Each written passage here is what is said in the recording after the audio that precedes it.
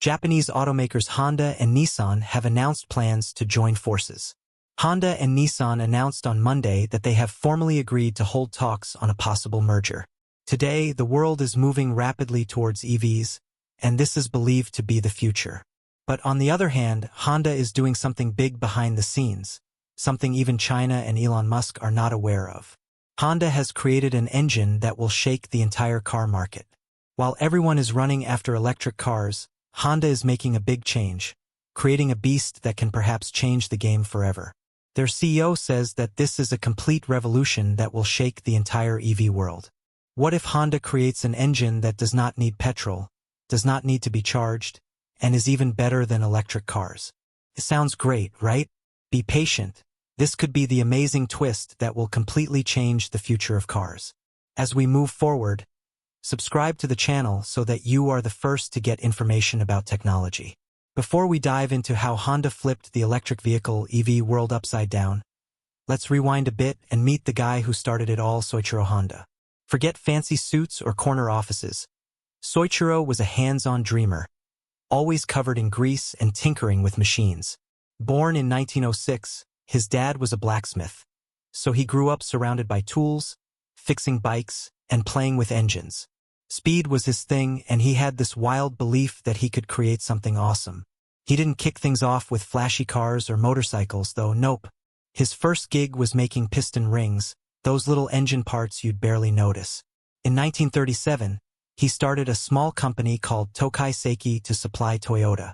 It wasn't a glamorous life, and things got rough. World War II hit, his factory got bombed, and he had to rebuild from scratch. But here's the cool part: Soichiro didn't quit.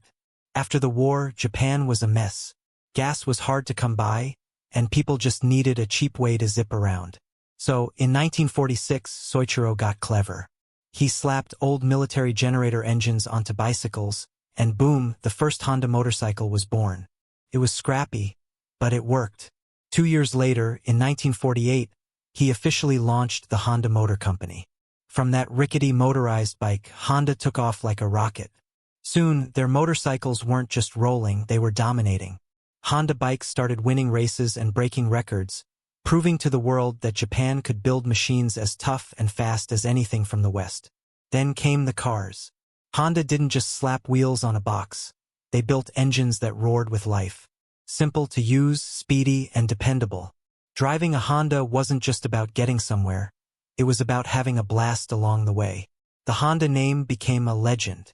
Today, they churn out more engines than anyone else on the planet.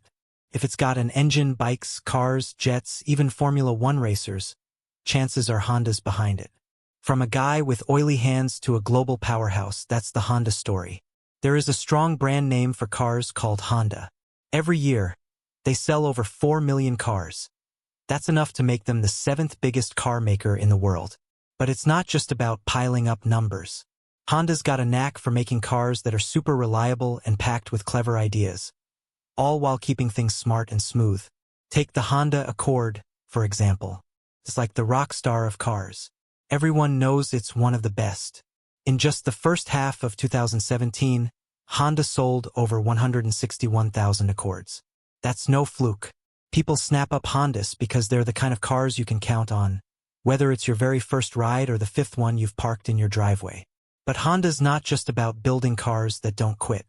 They're always looking to the future, staying ahead of the game.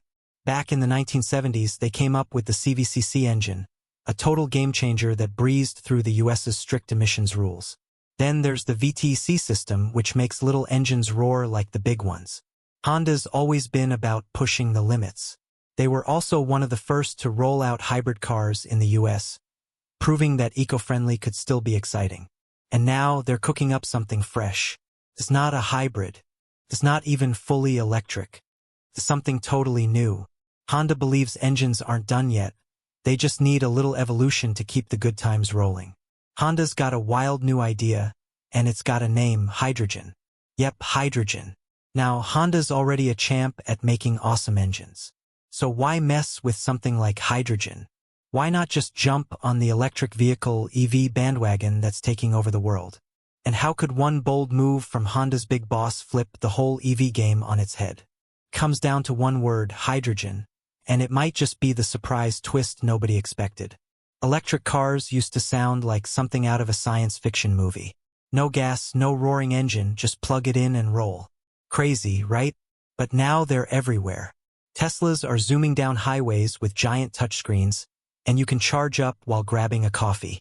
The electric future didn't just creep in, it hit like a lightning bolt. Governments jumped in big time. They started tossing out tax breaks, cash bonuses, and all sorts of goodies to get people to ditch their gas guzzlers. Some countries even said, hey, in 10 or 15 years, petrol and diesel cars are done banned. EVs got a huge high five from the worldwide push to tackle climate change. Suddenly, going electric wasn't just trendy, it was the new normal everyone was chasing. And EVs? They've leveled up. Batteries last longer, charging's quicker, and once people stopped giggling at the idea of a quiet car, they started lining up to snag one. Now every car company, Ford, Hyundai, you name it, is rolling out electric rides like they're the latest must-have gadget. Electric vehicles, or EVs, are often celebrated as a shiny, silent step toward a greener future. But there's a flip side that doesn't get enough airtime. Let's break it down. First, batteries don't last forever. They're big, bulky things packed with rare materials like cobalt and lithium, which aren't exactly easy to dig up. Mining them can mess up the planet. Think scarred landscapes and polluted water. And when those batteries finally give out, getting rid of them is a headache we haven't fully figured out. Then there's charging. It's not like filling up a gas tank in 5 minutes. It can take hours, especially if you're stuck somewhere without a fast charger. And even when you're charged up, there's that nagging worry, will I make it home? That stress doesn't fade, especially on long drives where charging stations are few and far between. Money is another catch. Electric vehicles aren't cheap to buy, even with some help from the government. And while plugging in might feel affordable today, imagine everyone doing it at once. Electricity bills could climb fast. So yeah, EVs look like a dream fix on the surface. But dig a little deeper and you'll spot the cracks. It's not just about swapping gas for electric. It's about finding a solution that's truly clean and works for everyone without kicking the can down the road. EVs got a huge high five from the worldwide push to tackle climate change. Suddenly, going electric wasn't just trendy, it was the new normal everyone was chasing. And EVs? They've leveled up. Batteries last longer, charging's quicker, and once people stopped giggling at the idea of a quiet car, they started lining up to snag one. Now every car company, Ford, Hyundai, you name it, is rolling out electric rides like they're the latest must-have gadget. Electric vehicles, or EVs, are often celebrated as a shiny, silent step toward a greener future. But there's a flip side that doesn't get enough airtime.